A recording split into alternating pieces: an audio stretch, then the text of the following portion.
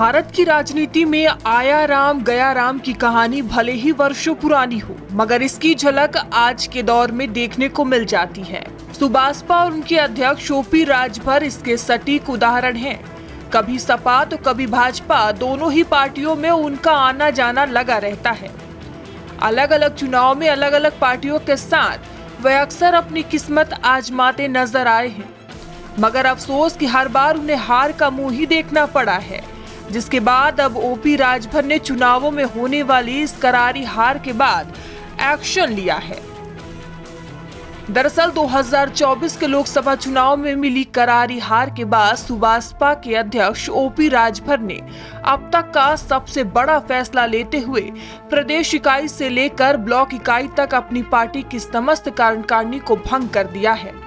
उन्होंने इस बात की जानकारी सोशल मीडिया प्लेटफॉर्म एक्स पर पोस्ट के माध्यम से दी। उन्होंने पोस्ट में लिखा कि सुबासपा के माननीय राष्ट्रीय अध्यक्ष के निर्देशानुसार सुबासपा के उत्तर प्रदेश कार्यकारिणी के साथ साथ पूर्वांचल, मध्यांचल, बुंदेलखंड और पश्चिमांचल के प्रदेश मंडल, जिला, विधानसभा ब्लॉक की मुख्य इकाई के साथ समस्त मोर्चा एवं प्रकोष्ठों को तत्काल प्रभाव से भंग किया जाता है। वहीं इस संदर्भ में अरविंद राजभर की ओर से आदेश जारी किया गया है। पार्टी की ओर से कहा गया है कि 2027 में होने वाले विधानसभा चुनाव के लिए पार्टी नए सदस्य संगठन का निर्माण करेगी। इस बार संगठन में नई ऊर्जा के साथ युवाओं और समाज के लोगों को प्राथमिकता के साथ जगह दी जाएगी।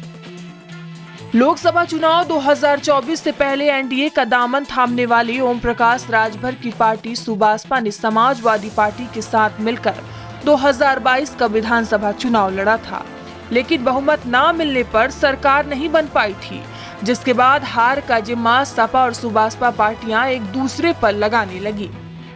आपको बता दें, ओम प्रकाश राजभर यूपी में अभी कैबिनेट मंत्री हैं।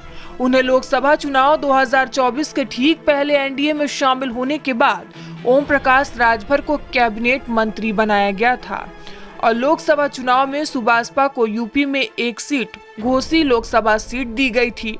इस सीट से ओम प्रकाश राजभर के बेटे अरविंद राजभर ने लोकसभा चुनाव लड़ा था, लेकिन उनको यहां से हार का सामना करना पड़ा था। घोसी लोकसभा से समाजवादी पार्टी के उम्मीदवार राजीव राय ने जीत हासिल की थी। ऐसे में बीजेपी के साथ दोबारा जुड़ने और एनडीए का हिस्सा बनने के बाद भी ओम प्रकाश राजभर और उनकी पार्टी चुनावों में वह दम नहीं दिखा सकी जिसका वह लगातार दावा करते आ रही थी। हालांकि उन्होंने अपने बेटे के हार का कारण हर बार की तरह अपने साथी पार्टी पर मढ़ दिया। घोसी में अपने बेटे की हार देखकर ओम प्रकाश राजभर बीजेपी पर भड़क गए थे। उन्होंने कहा था कि बीजेपी की वजह से उनके बेटे की हार हुई। सोशल मीडिया पर उनका बयान तेजी से वायरल होने लगा। बहरहाल ओम प्रकाश राजभर इस समय योगी सरकार में मंत्री हैं।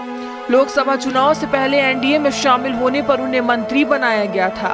अब सवाल ये उठता है, क्या इस बार ओपी राजभर अपनी हार से सीख लेते हुए कुछ नया करने वाले हैं, या फिर हर बार की तरह एक बार फिर ये एक्शन उनके बड़बोलेपन की देन है? आप कमेंट कर हमें जरूर बताएं।